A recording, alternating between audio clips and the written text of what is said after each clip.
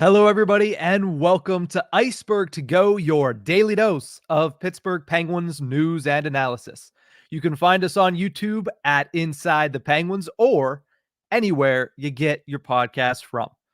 The battle for the Penguins remains to be an uphill climb, especially after the results of last night's action. As of right now, the Penguins sit 3 points back of the New York Islanders for third place in the Metropolitan Division and 1 point back of the Washington Capitals for the final spot in the 2024 playoffs. They got 4 games remaining, and let's just say none of them are a walk in the park, but you already knew that because you listen religiously to the Tip of the Iceberg and Ice-Burgh To Go, so you already know the remaining schedule is not going to be easy for the Penguins, but fortunately it's not going to be easy for anybody else in this playoff race either.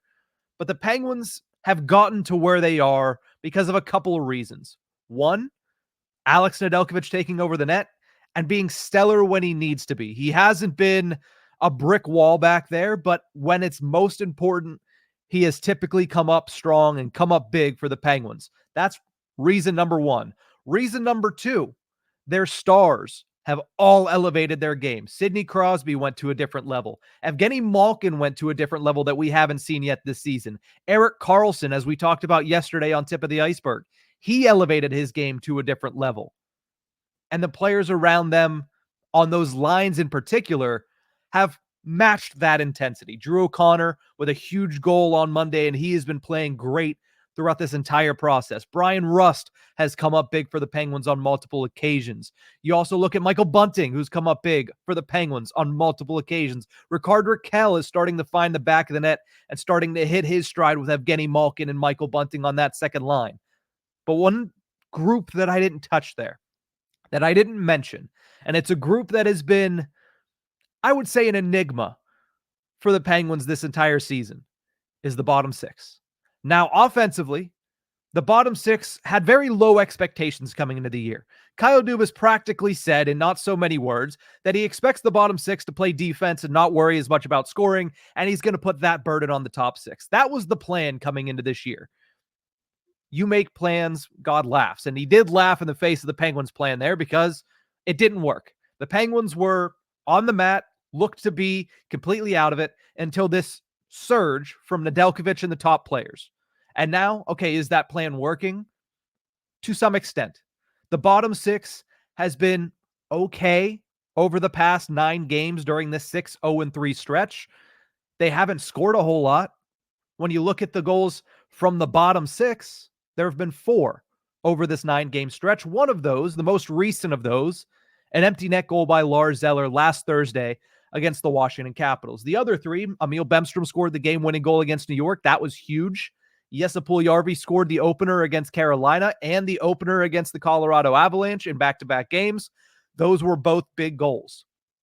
That's what the Penguins are going to need going into this final 4-game stretch. At some point, they're going to need a big goal from the bottom six. Now, that's 3 players at the bottom six. The other 3 have been stagnant. Riley Smith has 0 goals in 11 straight. Valtteri Puustinen has 0 goals in 11 straight. And Jeff Carter has 0 goals in 9 straight with an injured stint in between there. So the Penguins' bottom six, they're not scoring. The worst part is their underlying numbers aren't pretty either. When you look at the third line is currently constructed together during this 9-game stretch, 43% of the shot attempts, below average. 52% of the expected goals, they're holding their own in that category. Outchanced 26-24. They've contributed no goals at 5-on-5, but no goals allowed at 5-on-5. And that's Riley Smith, Valtteri Puustinen, and Lars Eller. So you can't complain too much about that and the way that they have performed. The fourth line, though, their underlying numbers have been ugly. Jeff Carter, Emil Bemstrom, Jesse Puljujarvi together just have not fared too well. 23% of the shot attempts, 25% of the expected goals, and they're outchanced 7-2 at 5-on-5. So the bottom six, for the most part, the plan over the last 9 games has been score when you can, which has not been very often, but try to keep the momentum going. Try to play in the offensive zone as much as humanly possible. And if you're in the defensive zone, protect the middle of the ice, protect the net front, support the defenders on odd man rushes, and try not to give momentum to the other team. Try not to allow goals to the other team. And in that aspect, they've been fairly good through most of these 9 games. But what they can't have happen is what we saw on Monday against the Toronto Maple Leafs. Both lines, third and fourth, entirely run off of the ice. The third line played a total of 7 minutes and 46 seconds together. The fourth line played a total of 4 minutes and 52 seconds, so much so that Mike Sullivan completely eliminated a line, barely used the young guys, Bemstrom, Valtteri Puustinen, and Jesse Puljujärvi, and he bumped Jeff Carter up to the third line for the majority of the third period. And that third line, even with Carter up there, shocker, didn't look good. The Penguins' bottom 6 couldn't keep up with the Toronto Maple Leafs. Combined for 15% of the shot attempts on the ice, outshot 8-2 and outchanced 10-2 in that game on Monday night. That just can't happen. So when you're talking about the Penguins in the last 4 games and how they can get to the playoffs, what it's going to take for them to scratch and claw their way into the playoffs by the time next Wednesday night ends, what's it going to take? Yeah, it's obviously going to take the things we've seen. The top 6 is going to have to be phenomenal.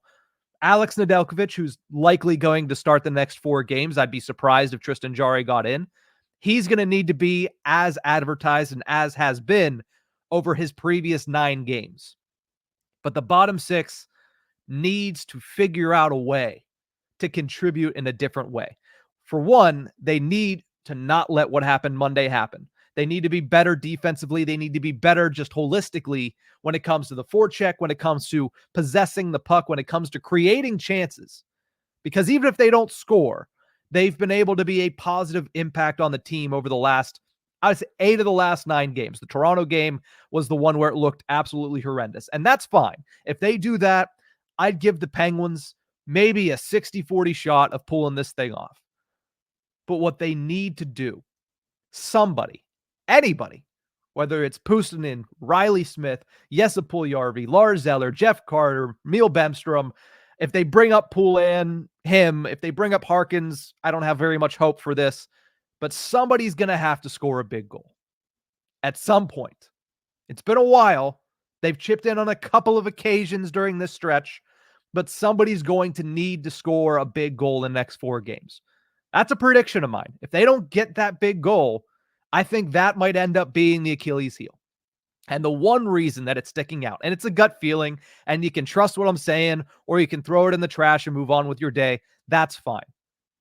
My gut feeling is because the last time the Penguins were in this predicament, where it came down to the last week of the season, whether or not they'd make it in or not make it in, and they actually made it in, who was the hero? Who was the guy that got them over the hump and into the playoffs? Who was the guy that scored the big goal to get them into the postseason? The year was 2015. Prior to the back-to-back cups in 2016 and 2017.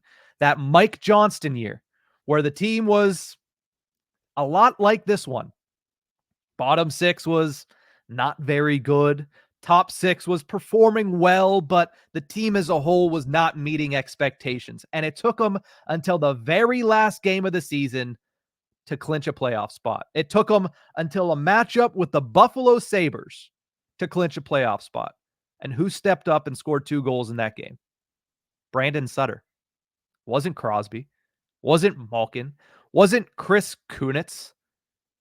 Brandon Sutter, the third line center, stepped up, scored a couple of goals, and got the Penguins into the playoffs. Now, what happened when they got into the playoffs wasn't pretty, but that's not the point, and that's not the goal as of right now for the Penguins. First things first is getting into the playoffs. Brandon Sutter did it in 2015, 9 years ago. They're going to need somebody else to step up here in the last 4 games and score a big goal. Obviously, they need to perform better than they did on Monday night. And that wasn't even the whole game. I thought the third and fourth line started the game well. A couple of good shifts in the early first period. The Penguins dominated the first period in general, and then they fell off the face of the earth. And then the Toronto Maple Leafs embarrassed them to a certain extent. They need to be better holistically, but somebody's going to need to score a big goal. That's my gut feeling. My prediction is that if they don't get that, they might not get over the hump, but somebody in the bottom six, maybe it comes on Thursday, because the last time both Riley Smith and Valtteri Puustinen scored, fairly certain it was against the Detroit Red Wings. So if they could pitch in again against the Red Wings, it'd be huge for the Penguins. Anybody is going to need to score that big goal. And that's what I'm looking for out of the bottom six. That's the key, because if they play the way they've been playing over the last 9 games, sure, it gives them a shot. The top 6 has been very, very good, first and second line. Alex Nedeljkovic has made the big save in the big moment 9 times out of 10. The one time he didn't was in overtime against the Leafs. The defense has been better. Third pairing's been good, especially for those two both being rookies. Erik Karlsson stepped his game up. Marcus Pettersson's playing as well as ever. P.O. Joseph has elevated his game a little bit here. Chris Letang is showing flashes of that Chris Letang, but also, that's a conversation for another day. But the Penguins, if they play the way they've been playing over the last 9, give themselves a chance. But if the bottom 6 starts to score at least 1 or 2 goals, big goals, in this last 4 games, that gets the Penguins over the hump. That might get the Penguins 4 wins, and 4 wins gives them, I would say, a really good shot at making it, even though they will need some help. But if they lose 2 in regulation and win 2 in regulation, it's not going to be enough. It's going to come down to it. The Penguins are going to need to win games. They're going to need to take care of business, in particular this Thursday and next Wednesday. But with where they sit right now, 3 points out of the Islanders, that head-to-head matchup as of right now isn't it. They're going to need some help from the Islanders between now and then, and they're going to need the Washington Capitals to lose a game. They need help once again, not just from outside the locker room, but from inside the locker room. They need help from their bottom 6, and that's one thing I'm going to keep an eye on over the last 4 games. But that's going to do it for this episode of Ice-Burgh To Go. Thank you guys so much for tuning in, and remember, you can find us on YouTube at Inside the Penguins or anywhere you get your podcasts from.